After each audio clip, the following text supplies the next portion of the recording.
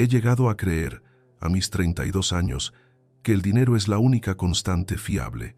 Lo compra todo: respeto, seguridad, silencio, y silencio es lo que más valoro. Mi penthouse en Polanco, con sus vistas panorámicas al bosque de Chapultepec, es un testamento a mi éxito en el imperio inmobiliario que construí ladrillo a ladrillo aquí en la Ciudad de México. Pero también es un mausoleo, un espacio vasto y frío donde el único sonido suele ser el eco de mis propios pasos sobre el mármol importado. La soledad, supongo, es el precio del éxito, o quizás solo es el precio que yo elegí pagar. Aquella noche de julio, el invierno capitalino era particularmente cruel. Una llovizna helada convertía las calles en espejos oscuros, reflejando las luces de neón con una melancolía casi palpable. Regresaba de una cena de negocios, una de esas farsas donde todos sonríen, pero nadie confía. Mi chofer conducía con la lentitud exasperante que imponía la lluvia. Nos detuvimos en un semáforo cerca de la estación de trenes de Buenavista, una zona que normalmente evitaba, un recordatorio de un pasado que prefería olvidar. Y entonces la vi. Acurrucada bajo el toldo desgastado de una tienda cerrada, una figura diminuta, una niña. No tendría más de 8 o 9 años. Llevaba una chamarra raída, claramente de adulto, que le quedaba absurdamente grande. Abrazaba un bulto envuelto en mantas sucias, protegiéndolo de la llovizna con su propio cuerpo. Fruncí el ceño. Irritación. Eso fue lo primero que sentí. Otra estampa de la miseria que afeaba mi ciudad perfecta. Otro recordatorio de la vulnerabilidad que yo había erradicado de mi vida con tanto esfuerzo. Normalmente, habría subido la ventanilla polarizada. Habría mirado mi reloj Rolex, impaciente por llegar a mi torre de marfil. Pero esa noche algo fue diferente. Quizás fue el vino de la cena, o el cansancio, o esa sensación persistente de vacío que a veces me asaltaba en momentos inesperados. «Detente», le ordené a mi chofer, sin entender del todo por qué. Bajé la ventanilla eléctrica. El aire frío y húmedo golpeó mi rostro, trayendo consigo el olor a asfalto mojado y a desesperación. «¿Estás bien?», pregunté. La pregunta más estúpida y absurda del mundo, dirigida a una niña aterida en medio de una noche helada. Ella levantó la mirada, y esos ojos eran enormes, oscuros y profundos. No reflejaban miedo ni súplica, reflejaban una seriedad antigua, una resignación que no pertenecía a un rostro infantil. Contenían una tristeza tan vasta que sentí, por un instante fugaz, que me ahogaba. Pensé que saldría corriendo, asustada por el coche de lujo, por el hombre trajeado. Pero no lo hizo. Simplemente me miró. Y luego habló, su voz sorprendentemente clara, sin el temblor del frío o del miedo. «Mi hermana tiene hambre», dijo. Su voz era neutra, una simple exposición de un hecho. Señaló el bulto en sus brazos. «No ha comido desde ayer. No pidió dinero. No pidió comida para ella. Solo expuso la necesidad de su hermana». Había una dignidad en su miseria, una fuerza en su vulnerabilidad que me desarmó por completo.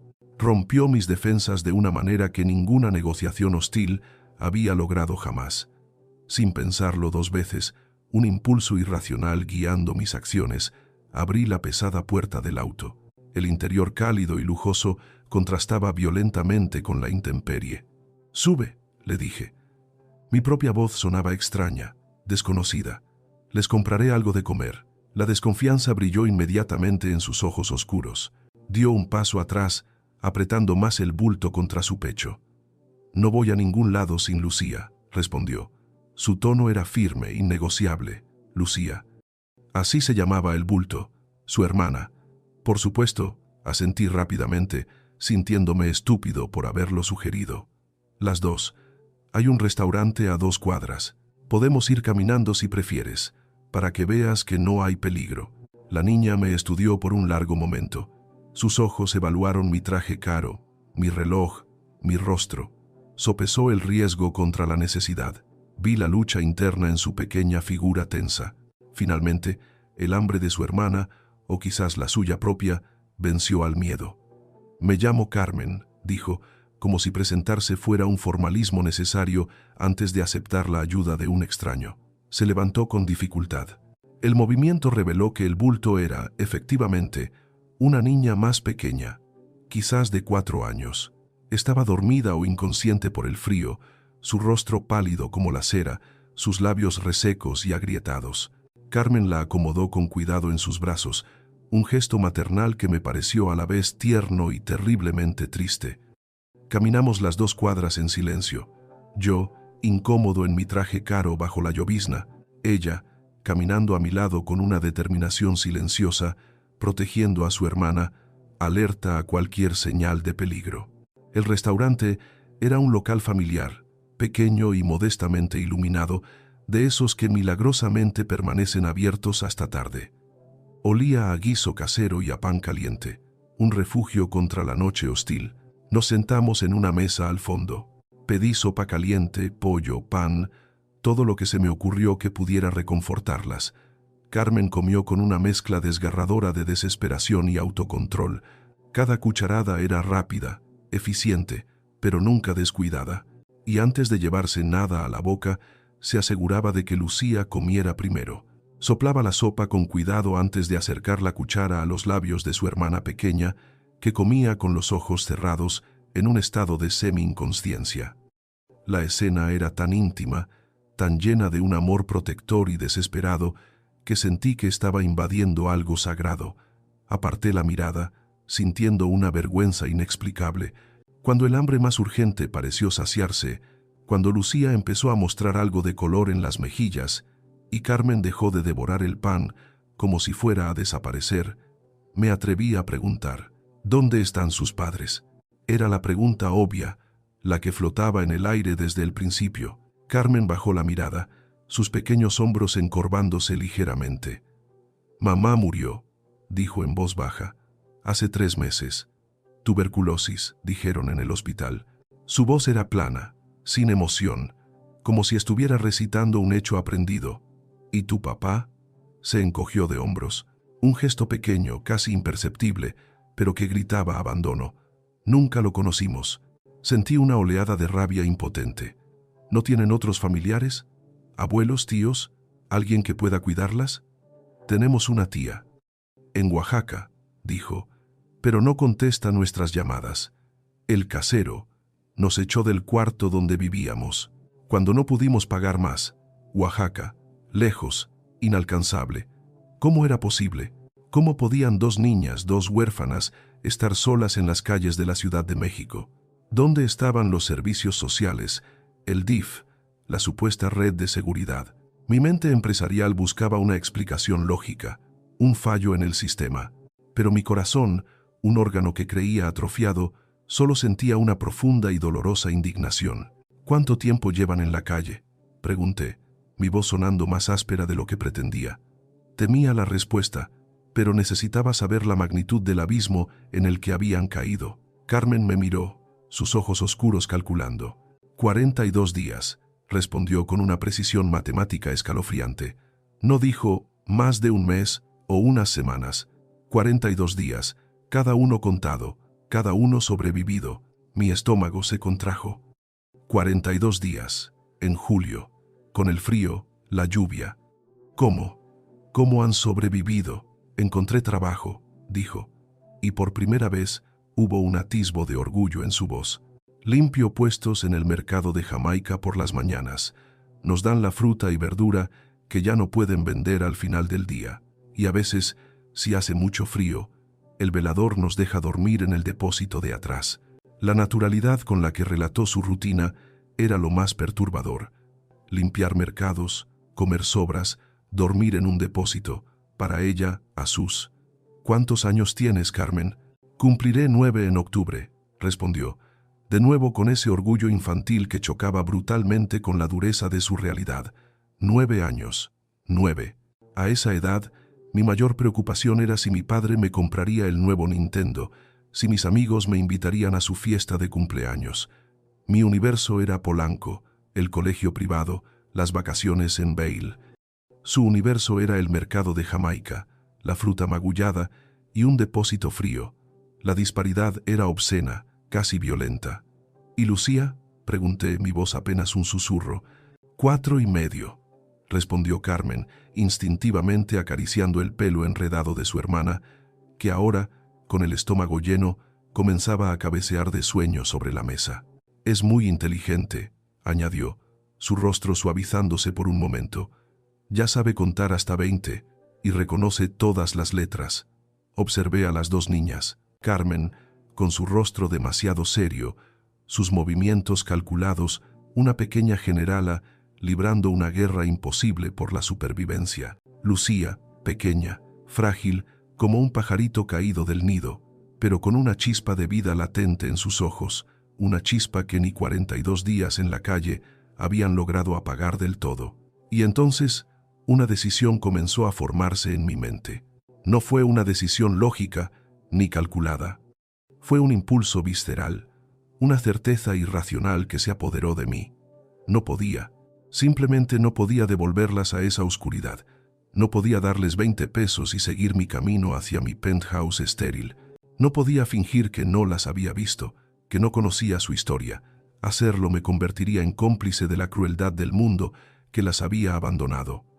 Carmen, dije finalmente, mi voz sonando extraña, como si perteneciera a otro hombre. ¿Confiarías en mí? Para ayudarlas de verdad. Tengo una casa grande, muy grande, con muchas habitaciones vacías. Podrían quedarse allí, solo por un tiempo, mientras encontramos una solución mejor, más permanente. La niña me miró con una suspicacia que habría sido cómica si no fuera tan trágica. Sus ojos oscuros me escrutaron, buscando la trampa, el doblez. ¿Por qué?, preguntó. ¿Por qué querría ayudarnos? Ni siquiera nos conoce. Una pregunta justa, devastadoramente justa. ¿Por qué? Yo mismo no estaba seguro. No era altruismo, nunca había sido altruista en mi vida. Quizás fue el reflejo de mi propio pasado olvidado. Quizás fue la mirada de determinación en sus ojos, una determinación que reconocí porque era la misma que me había sacado a mí de Nesa. O quizás, solo quizás, fue la primera grieta real en la armadura de cinismo que había construido alrededor de mi corazón. La primera vez en años que sentía algo parecido a la responsabilidad, algo parecido a la conexión. Porque nadie debería pasar por lo que ustedes están pasando, respondí, la única verdad que pude encontrar en ese momento. ¿Y por qué? Porque puedo, porque tengo los medios para hacerlo. Carmen no apartó la mirada, siguió evaluándome. Luego miró a su hermana, que ahora dormía profundamente, su pequeña cabeza apoyada en la mesa, ajena al debate que decidiría su destino inmediato. Volvió a mirarme, su ceño fruncido en concentración. ¿Tiene calefacción su casa?, preguntó finalmente. La pregunta me tomó por sorpresa por su practicidad. Sonreí, una sonrisa genuina, sintiendo una oleada de alivio inexplicable. Sí, Carmen, tiene calefacción, mucha. ¿Y agua caliente? ¿Para bañarse? También, tanta como quieran. Lucía necesita ver a un médico, dijo, volviendo a su papel de cuidadora. Tiene tos desde hace semanas, no se le quita. Me ocuparé de eso, mañana mismo, lo prometo. Carmen asintió lentamente, como si sellara un trato peligroso. Está bien, dijo, iremos. Hizo una pausa y luego añadió, con una seriedad que me heló la sangre, pero si intenta hacernos daño, tengo esto. Metió la mano en el bolsillo raído de su chamarra y sacó una pequeña navaja de bolsillo, oxidada pero funcional. Y sé usarla. Levanté las manos lentamente, en un gesto universal de paz. No tendrás que usarla, Carmen. Te doy mi palabra.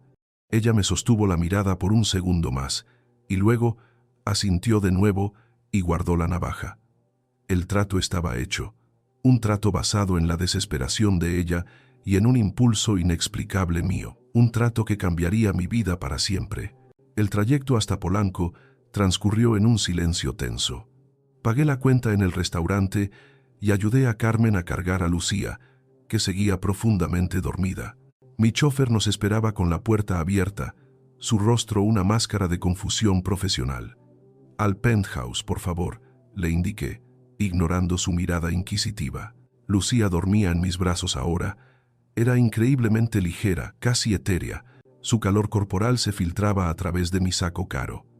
Carmen iba sentada a mi lado, rígida, mirando por la ventana con ojos muy abiertos. Observaba cómo los barrios humildes y grises daban paso a las avenidas arboladas y los edificios elegantes de Polanco. Su rostro no mostraba asombro, sino una especie de análisis distante, como si estuviera estudiando un planeta alienígena. Cuando llegamos a mi edificio, uno de los más exclusivos de la zona, Ramiro, el portero de noche, no pudo ocultar su sorpresa al verme salir del auto con una niña dormida en brazos y otra pequeña y desaliñada a mi lado. «Buenas noches, señor Torres», saludó, recuperando rápidamente su profesionalismo, aunque sus ojos traicionaban su inmensa curiosidad. «Buenas noches, Ramiro. Ellas son Carmen y Lucía. Son mis invitadas», dije, la palabra sonando extraña en mi propia boca. En el ascensor privado que subía directamente a mi penthouse, el silencio era casi palpable. Carmen se mantuvo pegada a la pared del elevador, sus manos apretadas en puños, como si esperara que en cualquier momento las puertas se abrieran a una trampa.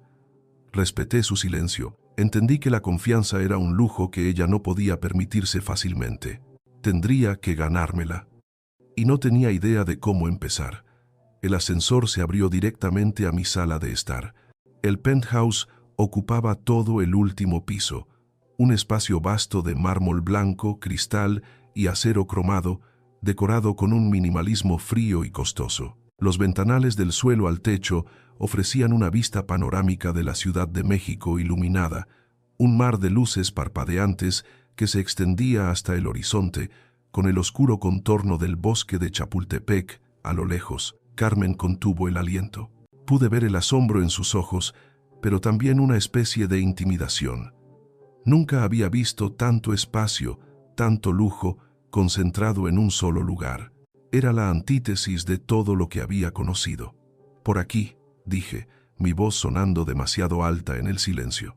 La guié por un pasillo largo, cuyas paredes estaban adornadas con piezas de arte contemporáneo que ahora me parecían pretenciosas y vacías.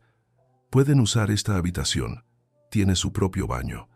Abrí la puerta de una de las habitaciones de invitados, una que rara vez se usaba, reservada para socios extranjeros que nunca venían. Era espaciosa, impersonal, decorada en tonos azules y grises, con una cama tamaño queen size que parecía gigantesca para ellas. Dejé a Lucía suavemente sobre la cama. Siguió durmiendo.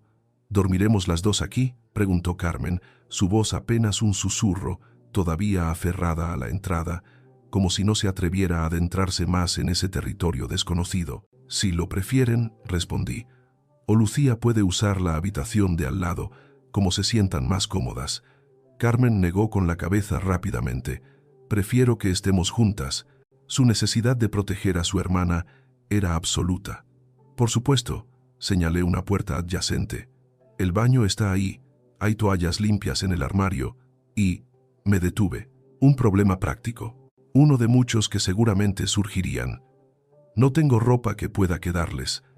«Lo siento, no lo pensé».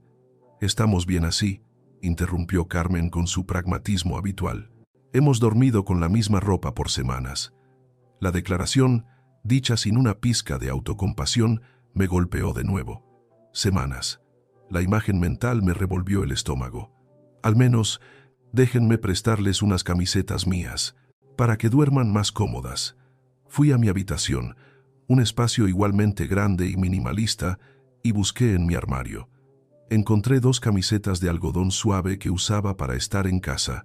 Eran enormes, ridículas para sus pequeños cuerpos, pero al menos estarían limpias y secas. Regresé y se las entregué. «Servirán como camisones improvisados, supongo».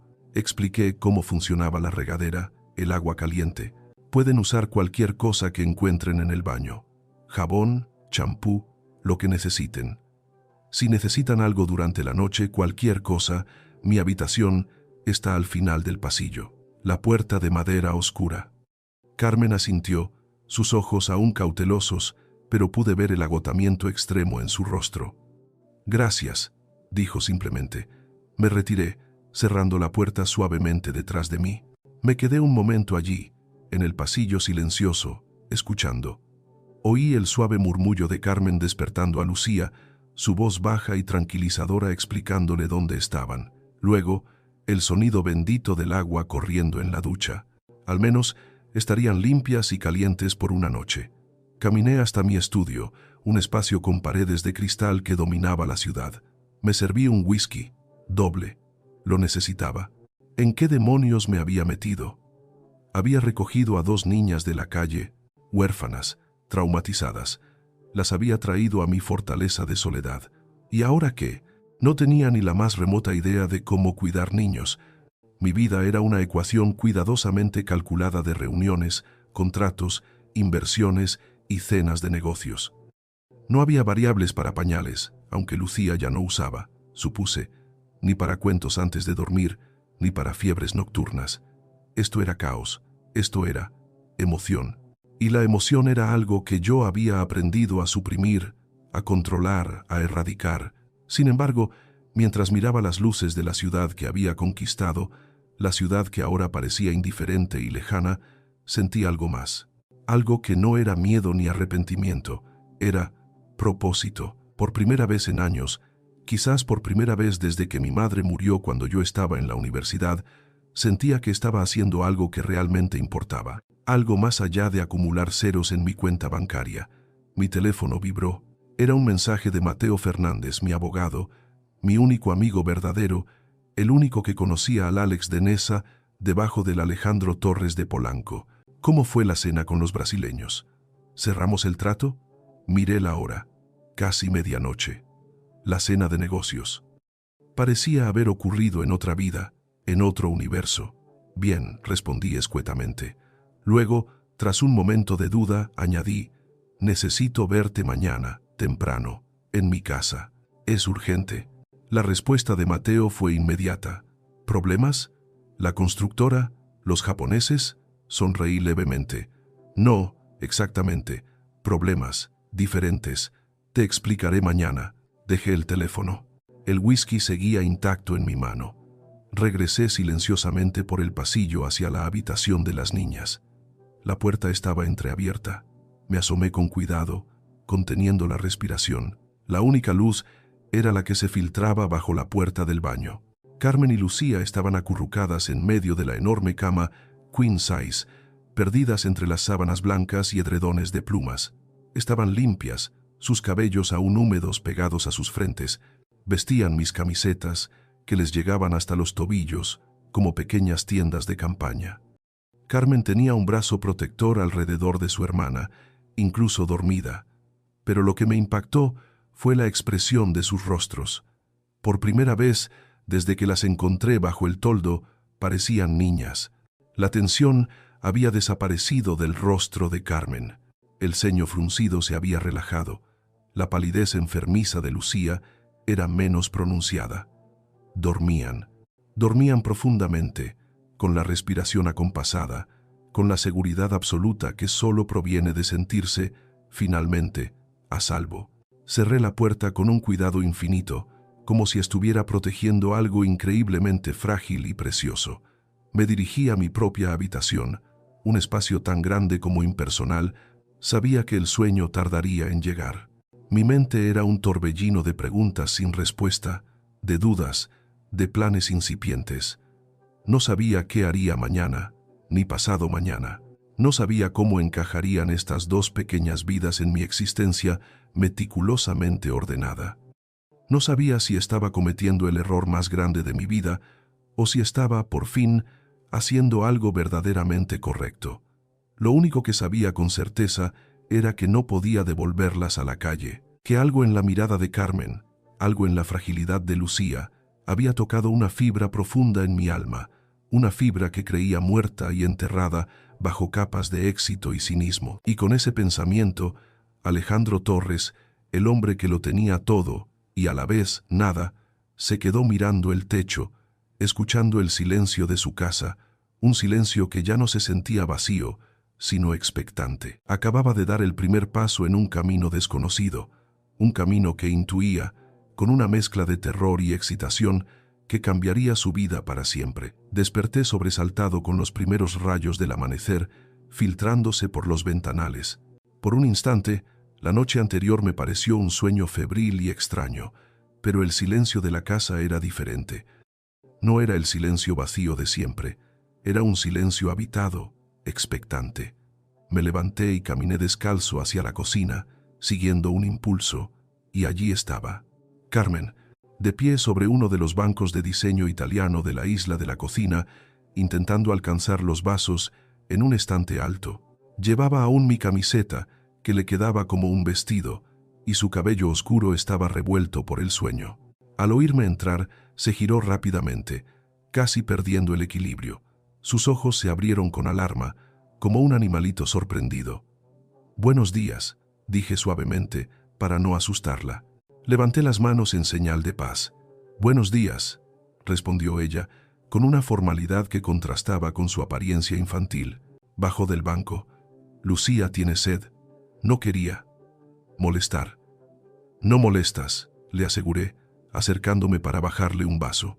Era un vaso de cristal de Bohemia, absurdamente caro para una niña de 9 años. Mientras estén aquí, esta es su casa también. Pueden tomar lo que necesiten.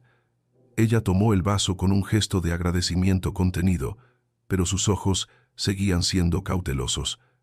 «¿Tiene leche? A Lucía le gusta la leche por la mañana». Abrí el refrigerador Sub-Zero, revelando un interior vergonzosamente vacío. Botellas de agua mineral importada, una botella de champaña a medio terminar, quizás un limón seco. Vivía a base de comida para llevar y cenas de negocios. «Lo siento», dije, sintiéndome inexplicablemente avergonzado. «No tengo leche, solo café y jugo de naranja». «El jugo está bien», respondió Carmen con su pragmatismo inquebrantable. «Puedo llevárselo a Lucía. Todavía está dormida, pero se despertará pronto». Por supuesto. Mientras ella iba hacia la habitación, tomé mi teléfono. Llamé a Mateo. Mi amigo llegaría pronto. Necesitaba consejo, necesitaba ayuda. Y después, añadí, mientras Carmen se alejaba, «podemos ir a desayunar afuera, a un lugar de verdad. Y luego iremos de compras. Necesitan ropa, zapatos, cepillos de dientes, todo». Carmen se detuvo en el umbral de la cocina y se giró para mirarme. Esa expresión evaluadora de nuevo. «¿Por cuánto tiempo nos quedaremos aquí?», preguntó. La misma pregunta que yo me hacía, directa, sin rodeos. «Por ahora, no te preocupes por eso», respondí, evadiendo la respuesta que no tenía. «Lo importante hoy es que desayunen bien, que Lucía vea a un médico como prometí y que tengan ropa limpia». Ella asintió, pareciendo aceptar mi evasiva por el momento. Desapareció por el pasillo. Mientras me preparaba un café solo, mi mente trabajaba a toda velocidad. Necesitaba un plan, necesitaba estructura. Mi vida se regía por planes y estructuras. Llamé a mi asistente personal, Isabel. «Isabel, necesito que canceles toda mi agenda de hoy». «Sí, todo. Emergencia familiar». Hice una pausa. «Y necesito que hagas una compra grande en el supermercado. Leche, cereal, fruta, huevos, pan, comida de niños y ropa, tallas. No sé, para una niña de 9 y una de 4. Que sea ropa cómoda y artículos de higiene. Todo. Que lo entreguen antes del mediodía». La confusión en la voz de Isabel era palpable, pero ella era eficiente. «Entendido, señor Torres». Justo cuando colgaba, sonó el timbre. Era Mateo. Entró con su habitual energía, ya hablando antes de cerrar la puerta. «Alejandro, ¿qué demonios fue ese mensaje? ¿Emergencia familiar? Tú no tienes». Se detuvo en seco al ver la escena. Yo en pijama de seda, con ojeras, y Carmen saliendo de la habitación de invitados, llevando a una Lucía recién despierta y somnolienta en brazos. Mateo me miró a las niñas, miró mi penthouse minimalista, donde ahora había un par de zapatos infantiles gastados junto a la puerta. Levantó una ceja. «Ok», dijo lentamente. «Esto requiere más que un café. Necesito un tequila. Y son las 8 de la mañana». Una hora más tarde, mientras las niñas desayunaban con voracidad unas tostadas con mermelada y jugo de naranja que Isabel acababa de entregar milagrosamente, Mateo y yo estábamos en el balcón, hablando en susurros. Le conté toda la historia. La noche anterior, la conversación, la navaja, la promesa. Él me escuchó en silencio, su rostro pasando de la incredulidad al asombro y finalmente a una profunda preocupación. «Déjame ver si entendí», dijo finalmente, pasándose una mano por el pelo. «Las encontraste anoche, literalmente en la calle. 2 niñas, huérfanas, y simplemente, ¿las trajiste a tu casa?» «Sí». Sin llamar a la policía, sin llamar al DIF, sin verificar absolutamente nada de su historia. «Alejandro, con todo respeto, ¿te has vuelto completamente loco?» «Tenía que hacer algo, Mateo», repliqué, mi voz subiendo. «No podía dejarlas allí. Estaban solas, hambrientas, aterradas. ¿Qué habrías hecho tú?» «Habría llamado a las autoridades competentes», dijo él. «Existen procedimientos para estos casos, hogares temporales, trabajadores sociales, los mismos trabajadores sociales que permitieron que 2 niñas vivieran en la calle durante 42 días. Estallé. El sistema les falló, Mateo. No voy a entregarlas a un sistema que ya demostró ser inútil, o peor aún, peligroso». Mateo me estudió con curiosidad. Nos conocíamos desde la universidad. Él había estado en mi boda, en el funeral de mis padres. Conocía mi frialdad, mi pragmatismo. Nunca me había visto así, tan apasionado, tan irracionalmente protector con 2 desconocidas. «¿Qué pretendes hacer entonces, Alejandro? ¿Convertirte en Santa Claus? ¿Adoptarlas?» La última pregunta fue dicha con sarcasmo, pero algo en mi expresión debió delatarme. Su mandíbula cayó. «No, no me digas que. No lo sé». «Mateo», admití, sintiéndome expuesto, «no sé qué voy a hacer, pero quiero ayudarlas, de verdad, no solo darles dinero y lavarme las manos. Siento que esto es importante». Mateo suspiró, reconociendo esa terquedad mía que tantas veces lo había exasperado y otras tantas lo había admirado. «Está bien, Alejandro. Si vas en serio con esto, si realmente quieres hacerlo bien, entonces necesitamos ser inteligentes. Necesitamos estrategia». Volvía a terreno conocido. «Estrategia. Primero», dijo, adoptando su tono de abogado, «necesito verificar su historia. Discretamente. Necesito todos los detalles que puedas obtener. Apellidos, dirección anterior, nombre completo de la madre, el hospital donde murió, el nombre de la tía, todo». Asentí. «Se lo preguntaré a Carmen. Es increíblemente madura y lúcida. Segundo, una vez que tengamos los hechos, contactaremos al DIF, pero lo haremos nosotros, con un plan, presentándote como un benefactor dispuesto a ofrecer una solución temporal mientras se evalúan opciones familiares. Necesitamos controlar la narrativa, evitar que las metan en un hogar de acogida genérico. ¿Puedes encargarte de eso?» «Discretamente, sabes que sí, pero necesito esa información ya. Mientras tanto», continuó Mateo, «necesitas cubrir las bases. Chequeo médico completo, especialmente para la pequeña. Ropa, artículos de higiene, juguetes. Hacer que este lugar parezca menos un museo y más un hogar». «Tenía pensado llevarlas de compras hoy mismo», dije. Mateo sonrió con ironía. «¿Tú, Alejandro Torres, el hombre que compra hasta sus calcetines por internet para no pisar un centro comercial? Esto tengo que verlo». Cuando regresamos a la sala, nos encontramos con una escena que silenció la ironía de Mateo. Carmen estaba lavando meticulosamente los platos del desayuno en el fregadero de la cocina. Lucía, sentada en una silla alta que Isabel debió haber traído, la observaba con adoración, tarareando una melodía desconocida.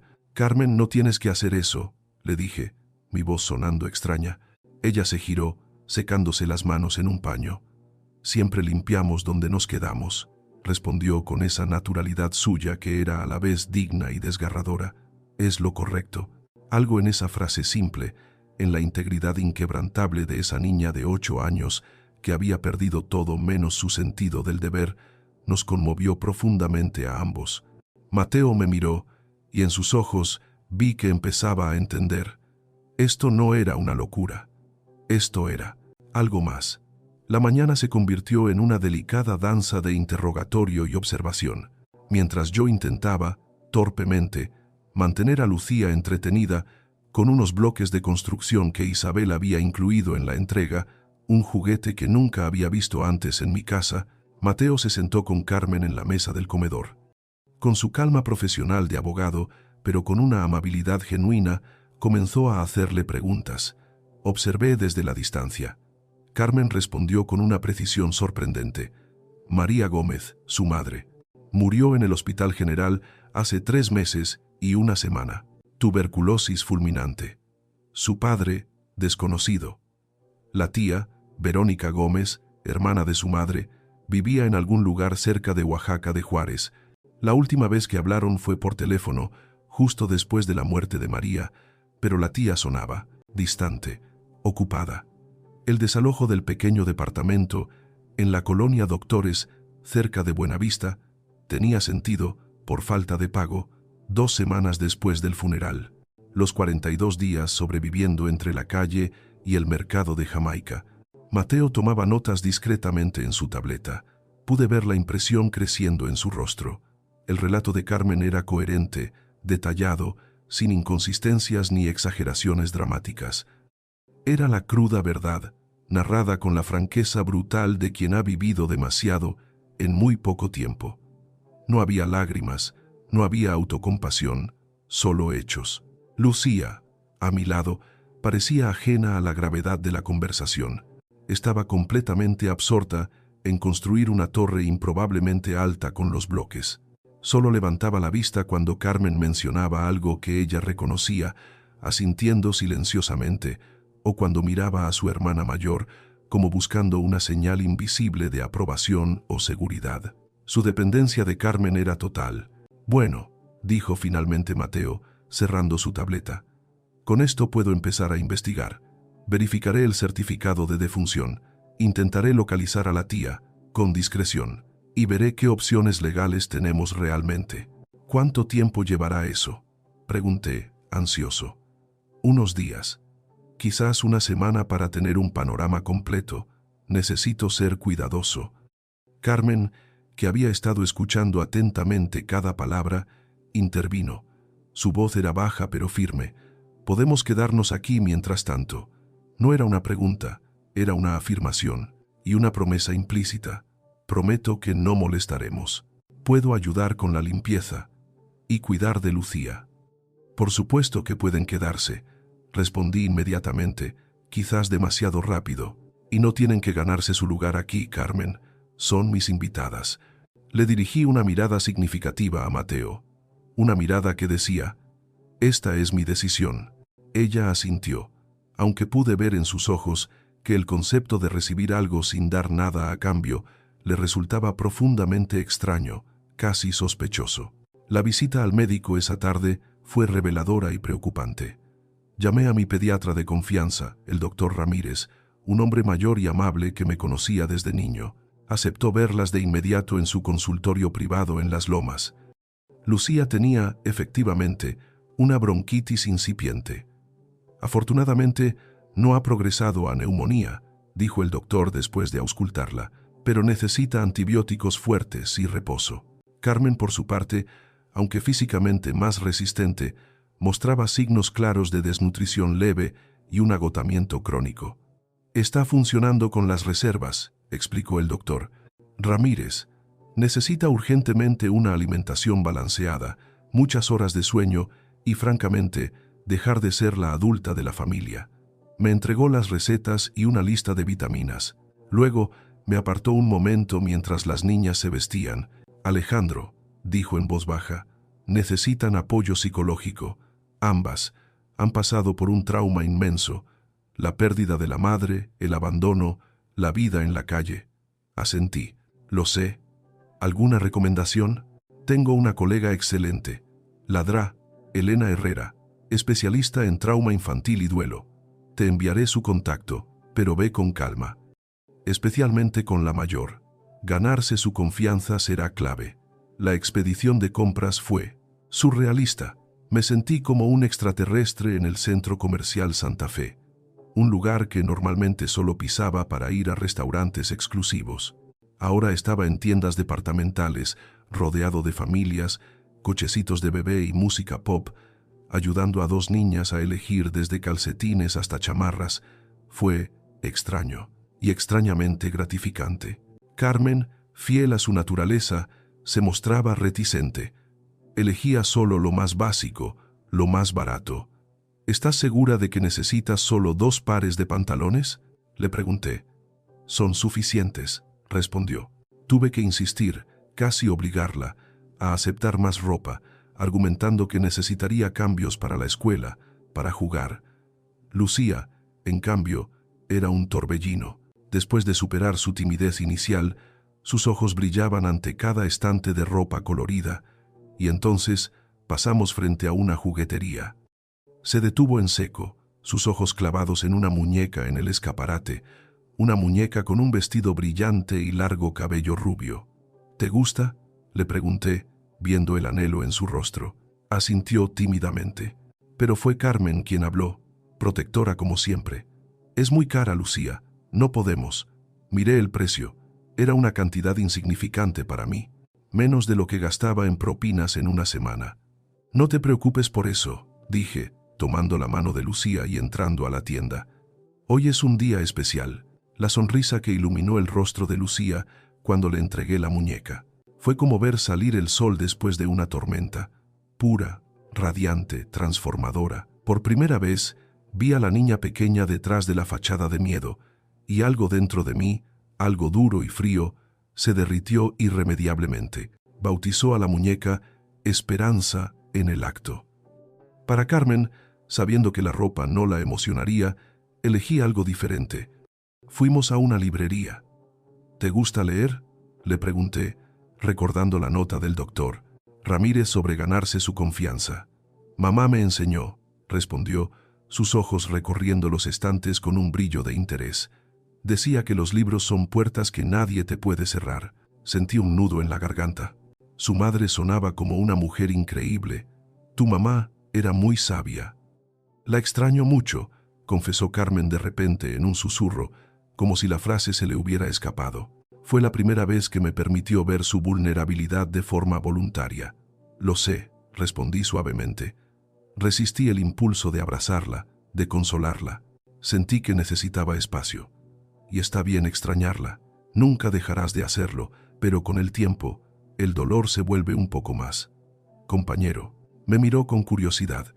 ¿Usted ha perdido a alguien? A mis padres, respondí. Hace muchos años. Un accidente de coche.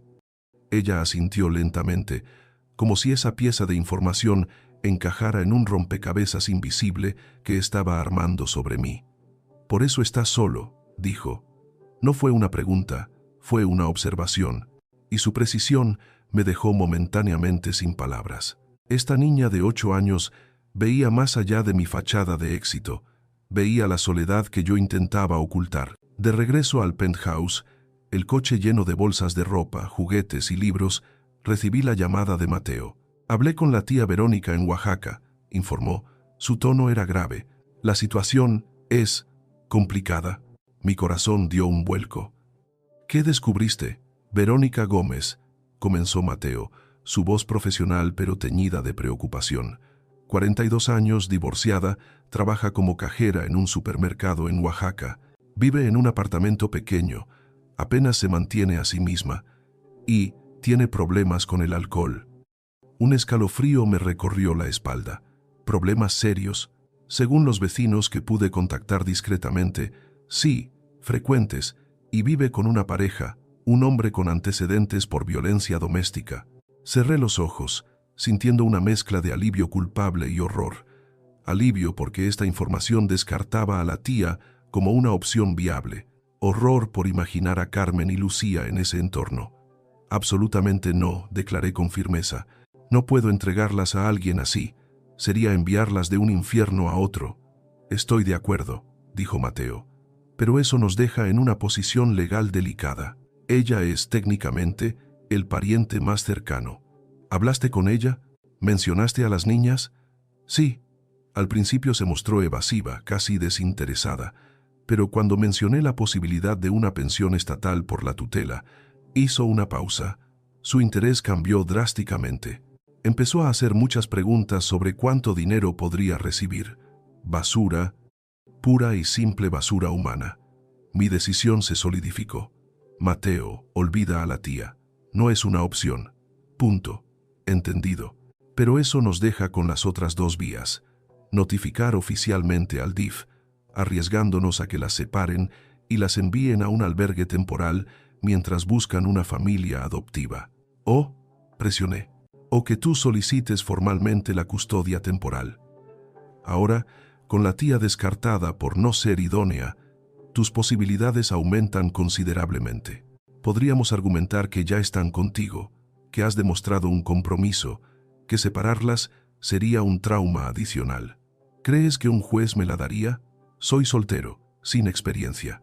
También eres Alejandro Torres. Económicamente estable, reputación intachable, conexiones y, lo más importante, pareces genuinamente comprometido con ellas. No será fácil, pero es posible, especialmente si lo planteamos como una solución temporal mientras el DIF busca una solución permanente. O mientras tú decides qué quieres hacer a largo plazo. Y si quisiera que fuera permanente, Mateo. La pregunta se me escapó de nuevo, esta vez con más convicción. Hubo un silencio al otro lado de la línea. ¿Estás hablando de adopción? ¿En serio, Alejandro? No lo sé, admití, pasándome una mano por el pelo. Suena a locura, lo sé.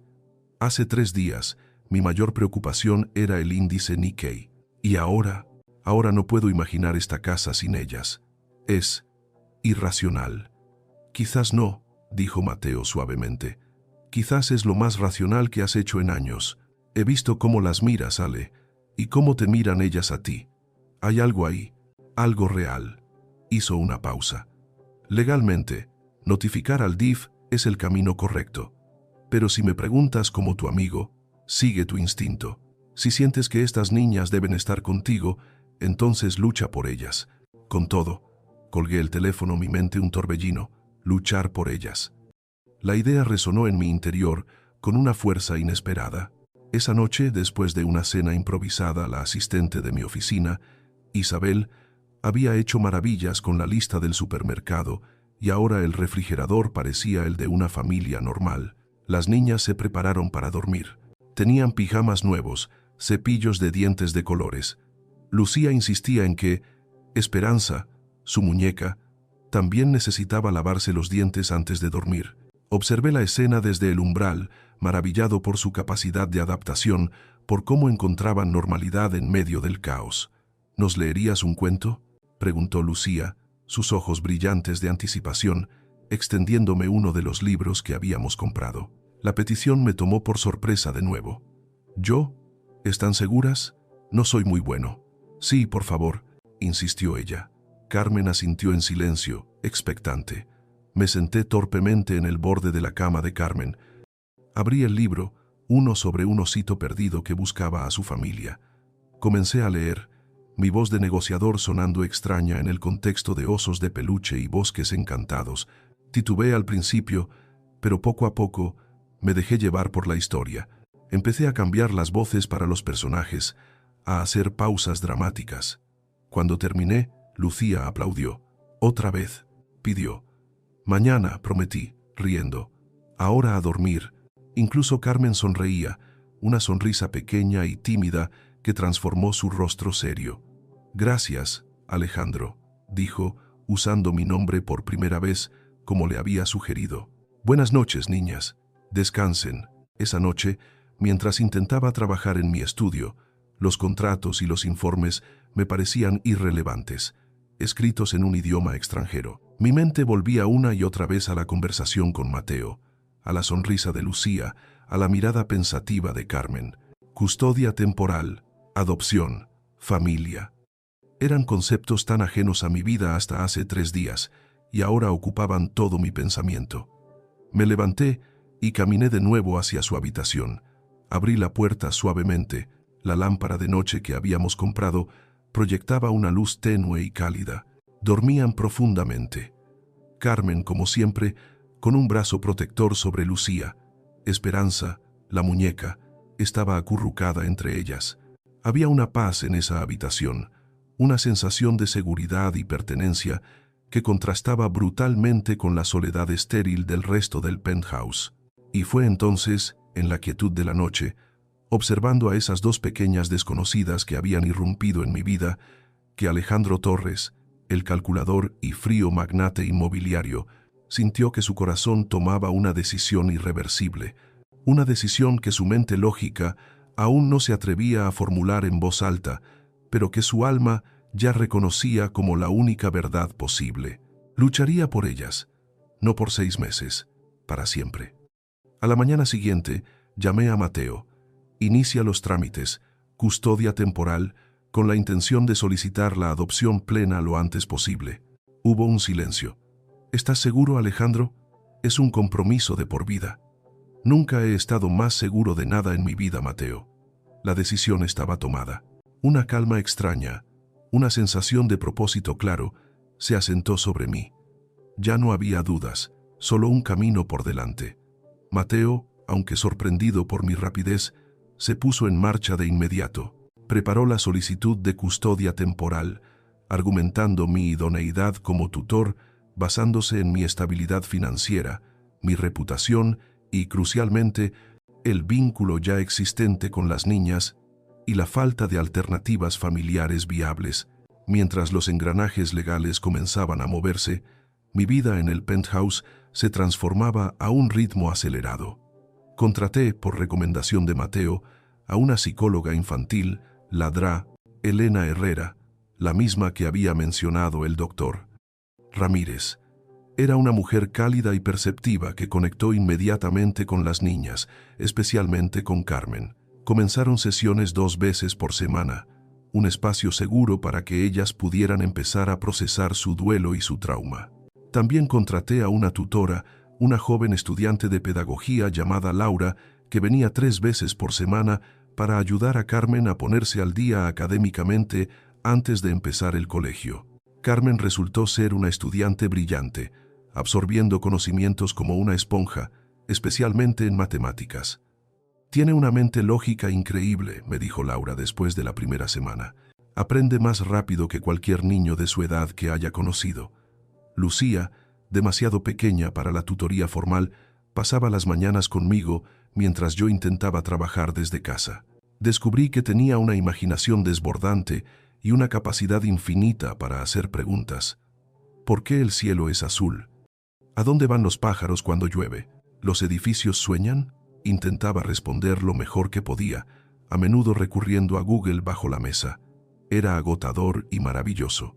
El penthouse comenzó a llenarse de cosas, juguetes que aparecían misteriosamente en mi estudio, dibujos pegados con cinta adhesiva en el refrigerador de acero inoxidable, zapatos diminutos tropezando en el pasillo, y ruido, risas, canciones inventadas, alguna que otra pelea ocasional por un juguete. La casa, antes un santuario de silencio, ahora vibraba con la caótica energía de la infancia, y me encantaba. Claro que había desafíos. Lucía seguía teniendo despertares nocturnos ocasionales, aunque ya no eran de pánico, sino más bien de buscar consuelo.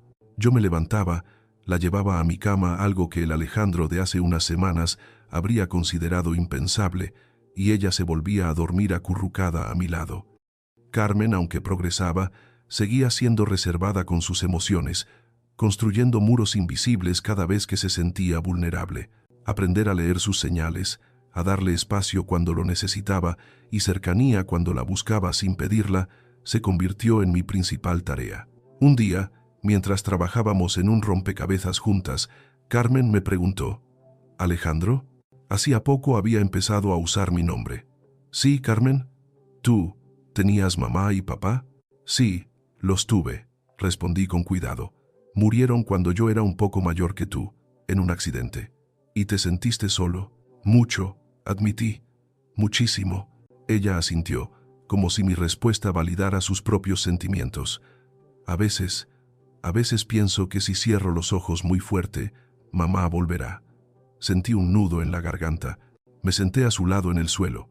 «Eso es normal, Carmen. Extrañarla es la prueba de cuánto la querías, y está bien hablar de ella.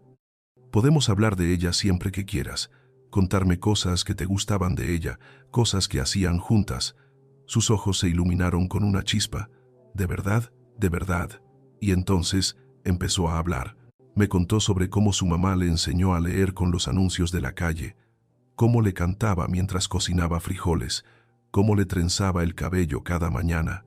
Habló durante casi una hora, y yo solo escuché, haciendo preguntas suaves, dejando que los recuerdos fluyeran. Fue la primera vez que realmente me abrió su corazón, que me dejó entrar en el espacio sagrado de su duelo. Mateo me llamó una semana después. Buenas noticias. El juez Morales llevará el caso. Es una buena señal. Es conocido por ser justo y priorizar el bienestar de los niños por encima de la burocracia. Ha programado la audiencia preliminar para la próxima semana. Sentí una mezcla de alivio y pánico tan pronto. ¿Qué pasará en la audiencia? Miro, presentaremos la solicitud formal. Argumentaremos tu idoneidad. El juez probablemente querrá hablar contigo, quizás con las niñas en privado, y decidirá si te otorga la custodia temporal mientras se completa la investigación del DIF. La noche anterior a la audiencia, apenas dormí. Repasé mentalmente todo lo que diría, cada posible pregunta, y si el juez pensaba que era un capricho de millonario, y si decidía que un albergue era una opción más segura. Esa mañana les expliqué a las niñas lo que sucedería.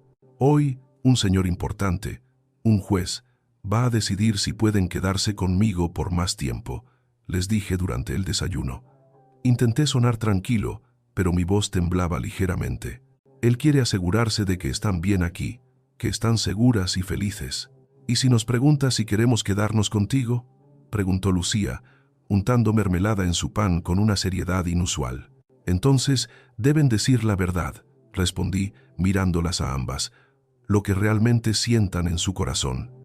Carmen me miró fijamente, con esa intensidad suya que parecía leer mi alma. ¿Y si dice que no? ¿Si dice que no podemos quedarnos? Tragué saliva. Entonces apelaremos, dije, mi voz encontrando una firmeza que no sentía. Lucharemos. No me rendiré con ustedes. Nunca. En el juzgado la sala de audiencias era imponente. Madera oscura, techos altos. Me sentí pequeño y vulnerable a pesar de mi traje a medida. Mateo estaba a mi lado, revisando sus notas. Mi asistente, Isabel, había llegado para quedarse con las niñas en una sala de espera contigua. Tranquilo, me susurró Mateo. Tenemos un caso sólido. Asentí, incapaz de hablar. Nunca había tenido tanto en juego. Mi imperio podía derrumbarse y encontraría la forma de reconstruirlo, pero si perdía a estas niñas. Caso número 4872. Custodia temporal de las menores Carmen y Lucía Gómez, anunció el secretario. Nos pusimos de pie. El juez Morales entró. Era un hombre de unos 60 años, con una expresión severa que se suavizaba ligeramente en sus ojos amables. Revisó los documentos. Señor Torres, dijo, mirándome por encima de sus gafas, entiendo que solicita la custodia temporal de 2 menores con quienes no tiene parentesco sanguíneo ni vínculo legal previo. ¿Es correcto? Sí, su señoría, respondí, mi voz apenas un susurro. ¿Puede explicarme por qué? Todas las respuestas ensayadas se evaporaron. Solo quedaba la verdad. Porque las quiero, su señoría, dije, sintiendo las palabras brotar directamente de mi corazón. Porque en el corto tiempo que han estado conmigo, se han convertido en lo más importante de mi vida. Y porque creo, firmemente, que puedo darles la estabilidad, el amor y las oportunidades que merecen y que la vida les ha negado hasta ahora. El juez Morales me observó en silencio por un momento, sus ojos experimentados evaluando mi sinceridad. No era la respuesta que esperaba, lo supe por la leve sorpresa en su expresión. Probablemente esperaba un discurso legalista preparado por Mateo. ¿Es usted consciente, señor Torres?, continuó, su tono volviéndose más formal, de la enorme responsabilidad que implica hacerse cargo de 2 niñas que han sufrido la pérdida de su madre y la traumática experiencia de vivir en la calle.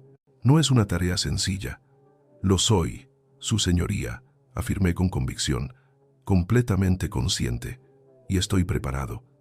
He contratado a una psicóloga infantil, ladrá, Elena Herrera, que las está viendo 2 veces por semana. He reorganizado mi horario laboral, delegando gran parte de mis responsabilidades operativas para poder estar presente en casa todas las tardes y fines de semana. Incluso, añadí, sintiendo mis mejillas arder ligeramente, estoy tomando clases en línea sobre crianza positiva y manejo del trauma infantil. Esta última confesión sorprendió incluso a Mateo, quien me lanzó una mirada de asombro y renovado respeto. No le había contado esa parte. Era algo que había hecho por mi cuenta, en secreto, sintiendo la necesidad desesperada de aprender, de estar a la altura. El juez asintió lentamente, una ceja ligeramente arqueada, quizás impresionado por mi compromiso inesperado. ¿Y qué hay de la educación? Las niñas han estado fuera del sistema escolar. Carmen ha sido aceptada en el colegio americano para empezar el próximo semestre en 2 semanas, expliqué. Es un colegio con un excelente programa de apoyo para alumnos que necesitan nivelación. Mientras tanto, una tutora particular viene a casa 3 veces por semana. Lucía comenzará el preescolar en el mismo colegio. La audiencia continuó. Mateo presentó formalmente la solicitud, detalló mi situación financiera. Mi red de apoyo mencionó a Mateo mismo, a mi asistente Isabel, e incluso a Ramiro, el portero, que se había encariñado con las niñas.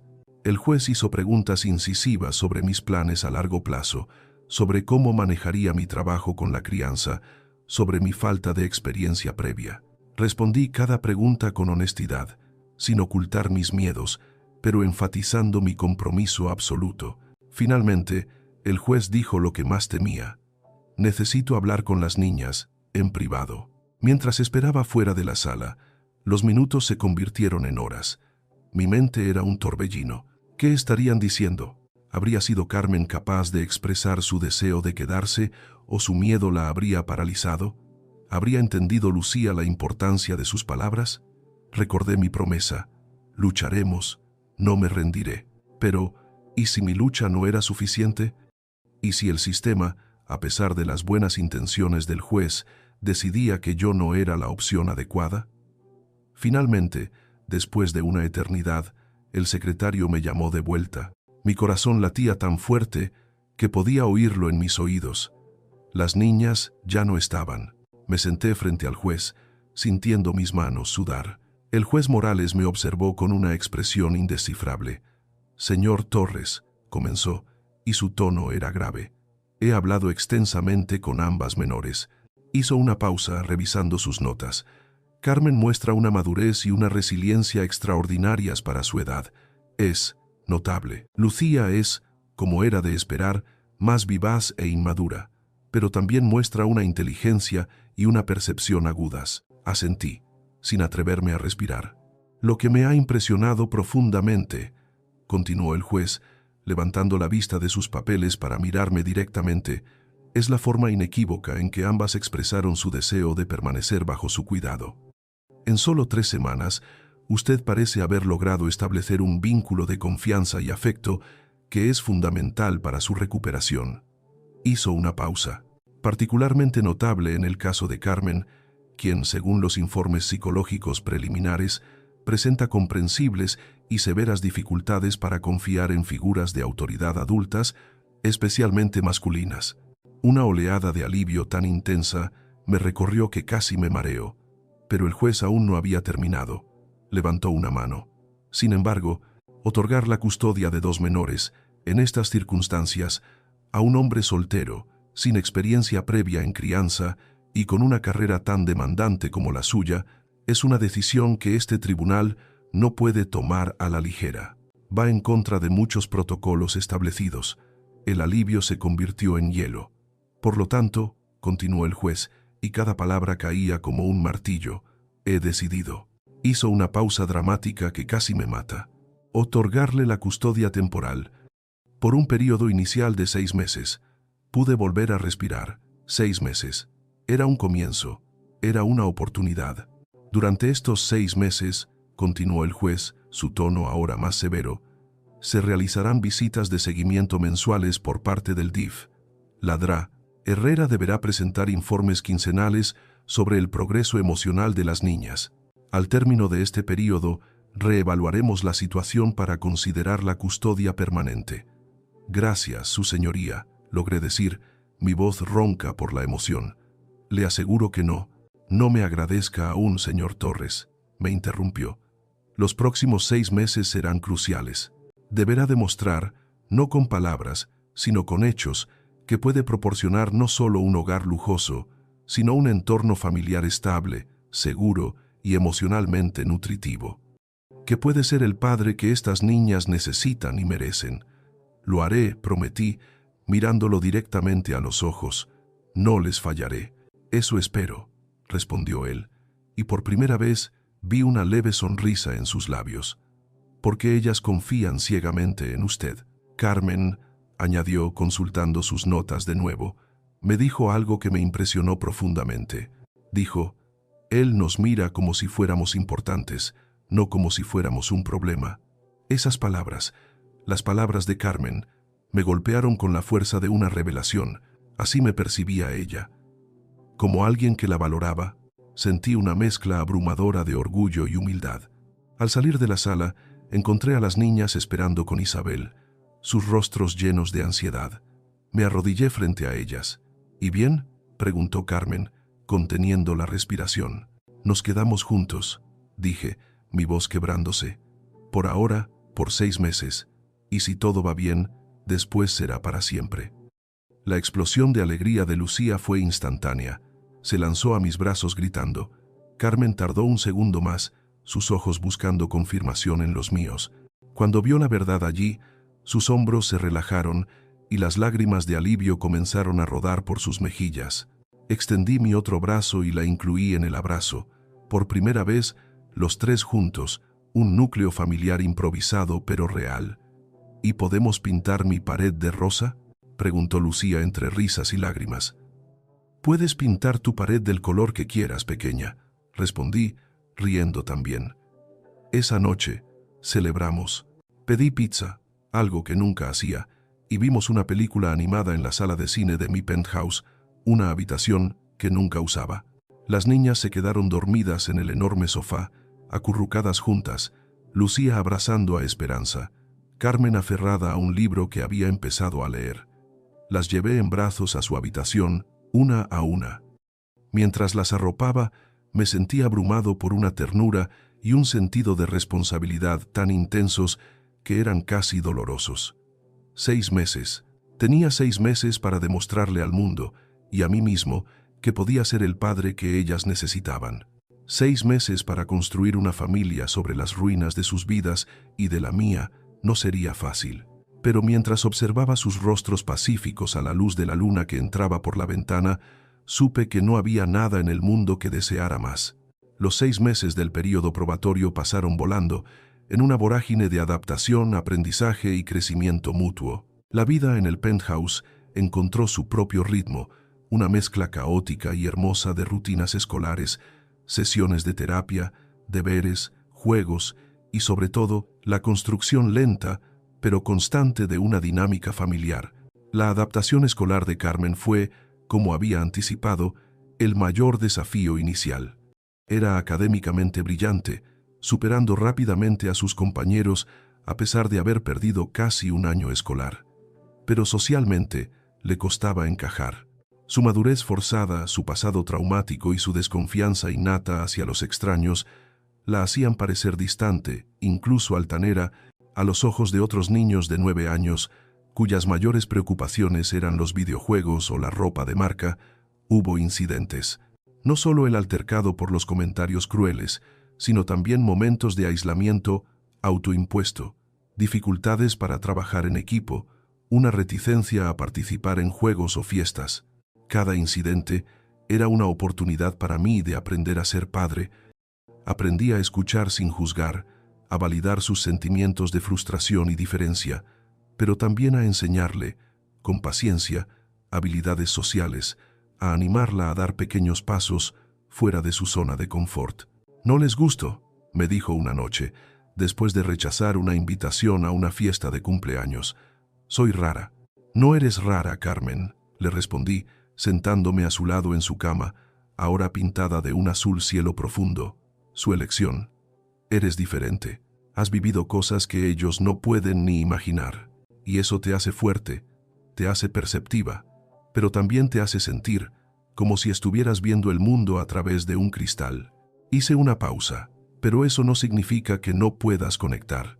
Solo significa que tienes que encontrar tu propia manera de hacerlo. Quizás no seas la niña más ruidosa en la fiesta, pero puedes ser la que escucha, la que observa, la que tiene conversaciones interesantes. Le tomó tiempo, pero poco a poco, con el apoyo de la Dra. Herrera y mi constante aliento, y el de Lucía, que era un imán social natural, Carmen empezó a encontrar su lugar. Descubrió una pasión por el ajedrez, un juego que encajaba perfectamente con su mente estratégica y le permitía interactuar con otros niños en un entorno estructurado. Hizo una amiga, una niña tranquila y también amante de los libros, llamada Valentina. Pequeños pasos, pero gigantescos para ella. Lucía, por su parte, florecía. El jardín de infantes era su reino. Era sociable, creativa, cariñosa. Sus maestras la adoraban. Sus pequeños traumas se manifestaban de formas más sutiles. Una necesidad constante de reafirmación, un miedo a la oscuridad que combatíamos juntas con linternas de dragón y canciones. Pero en general, era una niña feliz, cuya risa contagiosa se había convertido en la banda sonora de mi vida. Me llamaba papá, con una naturalidad que a veces todavía me hacía detener el corazón. Yo también estaba cambiando. Aprendí a cocinar más allá de los huevos revueltos. Descubrí que disfruto armando legos y leyendo cuentos con voces tontas. Reduje mis viajes de negocios al mínimo indispensable. Mi equipo en la constructora se adaptó sorprendentemente bien a mi nueva priorización de la familia. Incluso empecé a tomarme fines de semana libres, algo inaudito para mí. Íbamos al parque, al cine, a visitar museos. Descubrí una ciudad de México que no conocía, la ciudad de las familias, de los niños. Las visitas de Elena Durán, la trabajadora social, se volvieron menos formales. Observaba nuestros progresos con una sonrisa satisfecha. «Es notable, señor Torres», me dijo en la penúltima visita. «Han construido una verdadera dinámica familiar.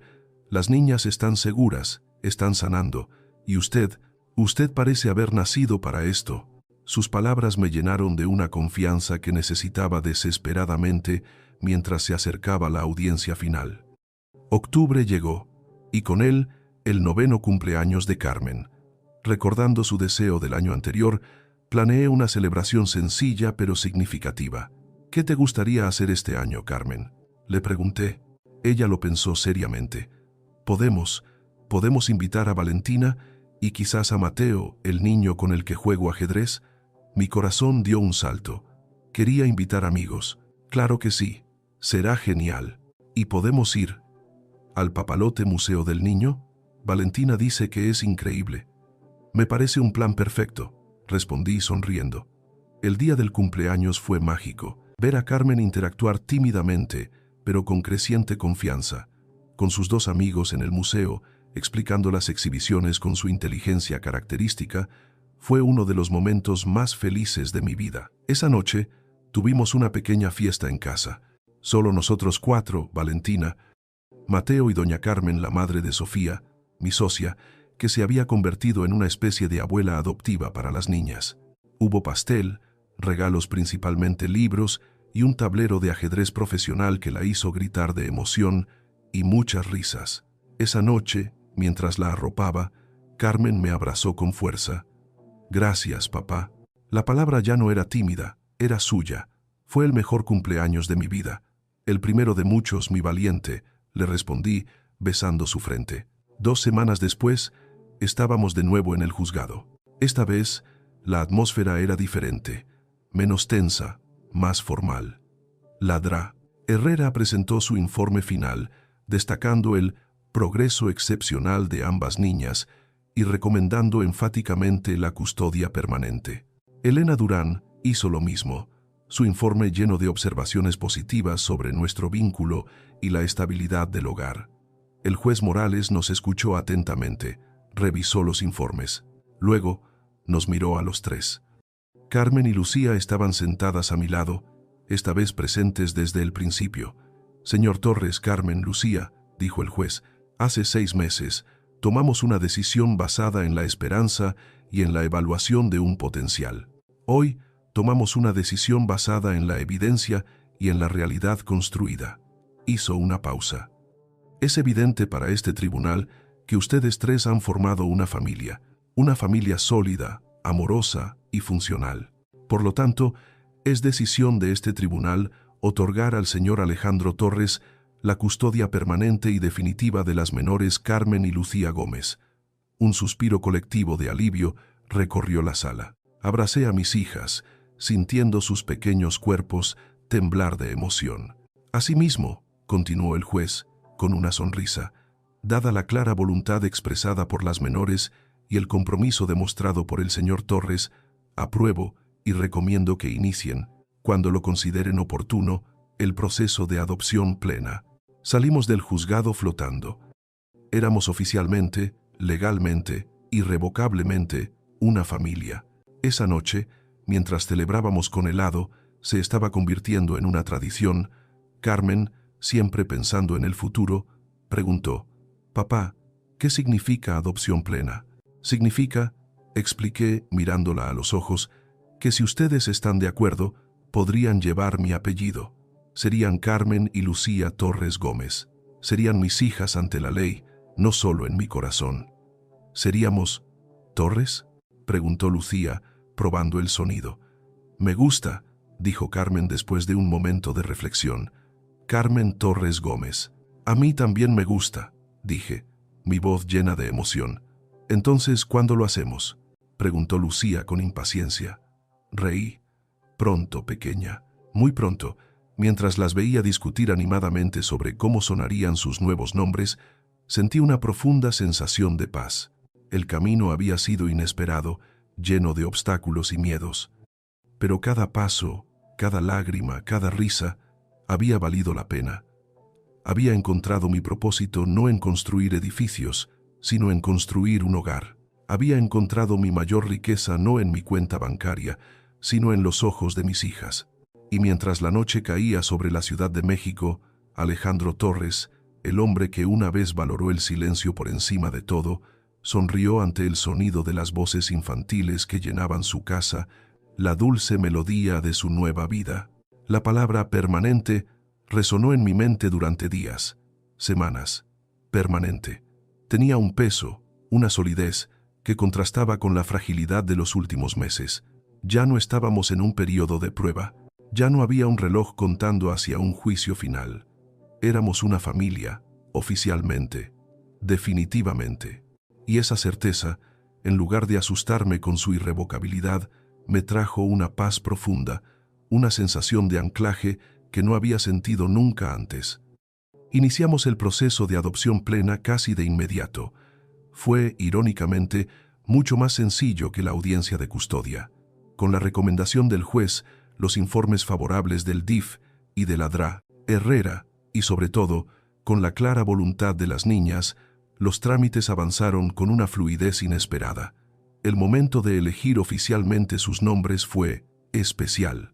Nos sentamos los tres en la sala, con los documentos legales extendidos sobre la mesa de centro. Lucía, por supuesto, estaba encantada. Lucía Torres Gómez, repetía una y otra vez, probando el sonido, escribiéndolo en una hoja de papel con letras grandes y coloridas. Carmen, como siempre, era más reflexiva. Tomó el bolígrafo, miró el documento y luego me miró a mí. «¿Estás seguro?», preguntó, su voz apenas un susurro. «¿Seguro de qué, mi valiente?», le respondí. De ponernos tu nombre. Es mucho». Me arrodillé frente a ella.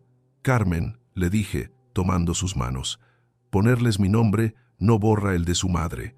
Gómez siempre será parte de quienes son, de su historia, de su fuerza. Torres es solo una señal para el mundo, una señal de que pertenecen aquí, de que son mis hijas, de que las elegí y me eligieron. Pero lo más importante no es el nombre en el papel. Es lo que sentimos aquí, dije, poniendo una mano sobre mi corazón y luego sobre el suyo. ¿Entiendes? Ella asintió, una pequeña lágrima rodando por su mejilla. Tomó el bolígrafo con mano firme y escribió: Carmen Torres Gómez. Su caligrafía, normalmente tan pulcra, tembló ligeramente en la última letra. La vida continuó, pero con una nueva capa de seguridad. Carmen floreció de maneras que me asombraron.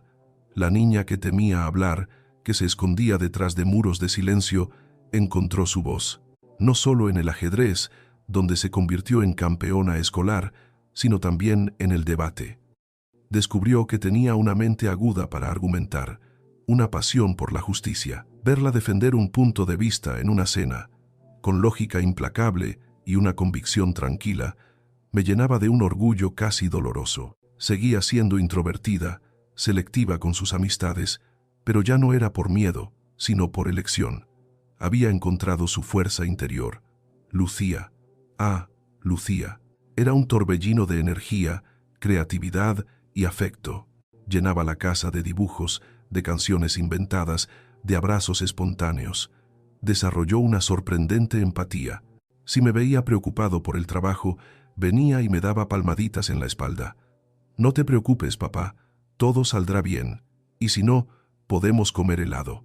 Su capacidad para encontrar alegría en las cosas pequeñas era un regalo diario. Claro que seguíamos teniendo desafíos. La adolescencia temprana de Carmen trajo consigo nuevas inseguridades, preguntas sobre su identidad, momentos de rebeldía silenciosa. Lucía, a pesar de su alegría, a veces mostraba sombras de su pasado, un miedo repentino a la separación, una necesidad de confirmación constante, y yo seguía aprendiendo a equilibrar la disciplina con la comprensión, a dar espacio sin abandonar, a escuchar lo que no se decía con palabras. Cometí errores, por supuesto, dije lo incorrecto, reaccioné con impaciencia, pero aprendí a pedir perdón. Aprendí que ser padre no se trataba de ser perfecto, sino de estar presente, de seguir intentándolo. Un día, Carmen llegó de la escuela con los ojos brillantes. Papá, ¿adivina qué? ¿Qué pasó, mi valiente? Me eligieron para representar a la escuela en las Olimpiadas de Matemáticas, a nivel nacional. La abracé con fuerza. Eso es increíble, Carmen. Estoy tan orgulloso de ti. Ella sonrió, una sonrisa plena y radiante.